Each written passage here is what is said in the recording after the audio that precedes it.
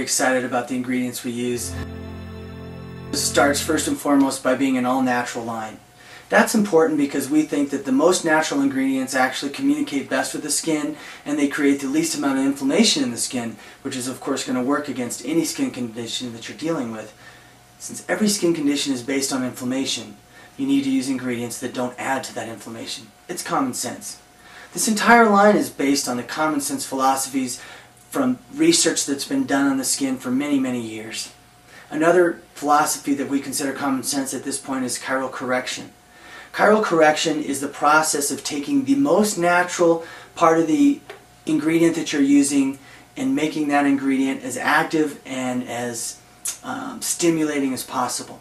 For example, when you take a vitamin C molecule, it actually has two sides to it.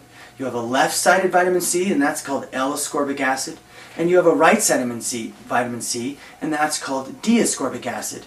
D stands for dextro, which is right, and L stands for levo, or left. So you'd say, well, gosh, I bet vitamin C is good for the skin. Well, they did research on it, and they actually found that when you use the right-handed version of a vitamin C molecule, it actually increases inflammation. It has no antioxidant ability in the skin, and it certainly doesn't stimulate collagen or elastin production. Lo and behold, it was the left side of the molecule, the L-ascorbic acid, that was proven to be the most potent. So we call L-ascorbic acid a chirally corrected ingredient. Anytime you see an L or an R in front of an ingredient, or a D, which is the other nomenclature for R, you know that this ingredient was chirally corrected. Now, we tried to chirally correct every ingredient we could in the line, but that's really up to the manufacturers, ingredient manufacturers, to spend the money on that. We don't have the scientific equipment to be able to separate them ourselves. So look through a line, and every time you see an L or a D, know that you're getting the most potent ingredient. One other example I'll give you of this is alpha-lipoic acid. I'm sure many of you have heard of all the benefits of alpha-lipoic acid. We know it's an antioxidant. We know it stimulates collagen and elastin. But what you probably haven't heard much about is R-lipoic acid, the right-handed molecule for alpha-lipoic acid. R-lipoic acid is 10 times stronger than alpha-lipoic acid when applied to the skin, both as an antioxidant and as a collagen stimulator. So you can see where chiral correction comes into play and why it's so important. The next aspect of being a natural line, of course, is your preservatives. Preservatives have become, and thankfully so, a very big conversation piece in most estheticians' offices. Even in physicians' offices now, people are looking for ingredients that are paraben-free or that don't have some of the other harsh preservatives like phenoxyethanol. There's so many to list that I'll just tell you that if you can't pronounce an ingredient, chances are it's not very good for you or your skin. But the preservatives we use are very natural. They're plant-based ingredients. They're proven to reduce mold and bacteria growth, which is all we're really looking to do. But what's nice about them is because they're plant-based, they're actually designed to not interfere with the activity of the current ingredients. You see, would you really want your highly expensive, incredible collagen-stimulating ingredient soaking in formaldehyde? Well, that's the kind of environment that you expose it to when you're putting some of these harsh preservatives into your serums. We think it makes the serums less effective. We know it adds to the inflammation of the skin. And we think you'll agree with us that the right choice is going natural with your preservative base. You absolutely want to control the count of your bacteria and your mold, but without question, you want to make sure that your skin is healthy in the process, and that's what we've done with our osmosis serums and all of our product line for that matter. The other component of skincare that is very exciting to us is utilizing the most researched ingredients on the marketplace. Now, usually when you find a researched ingredient, you're going to pay a lot more for that ingredient because someone spent, if not hundreds of thousands, maybe even millions of dollars on that ingredient. One classic example in our line is the phosphatidylcholine.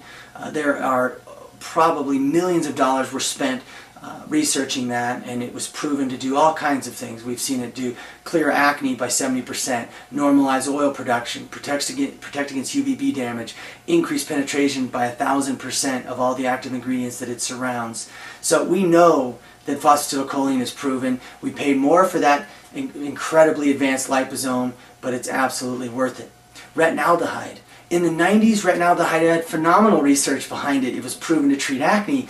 It was the only proven ingredient to treat rosacea. It's proven to be as strong as retinoic acid in its ability to fight photo damage, but it's also proven to not be irritating.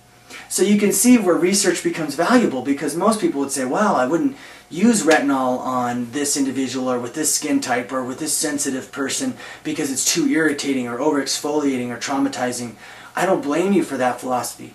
What I'm telling you now is we've solved that problem. We're using ingredients that the research shows are highly effective. You have 1,3-beta-glucan, proven to increase macrophage activity, which reduces scar tissue and debris buildup in the skin.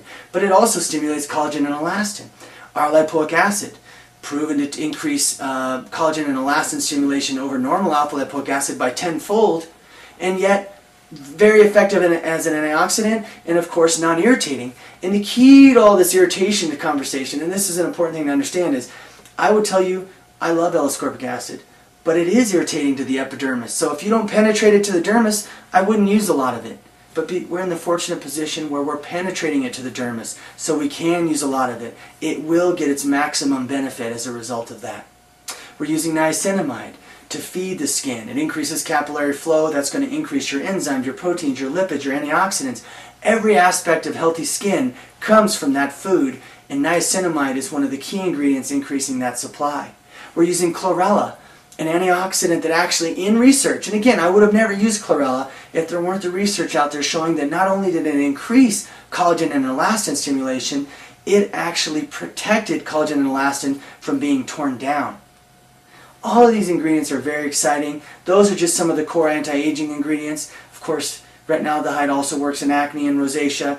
Willow herb, again, research proven to be as strong as hydrocortisone, but it doesn't interfere with the immune system.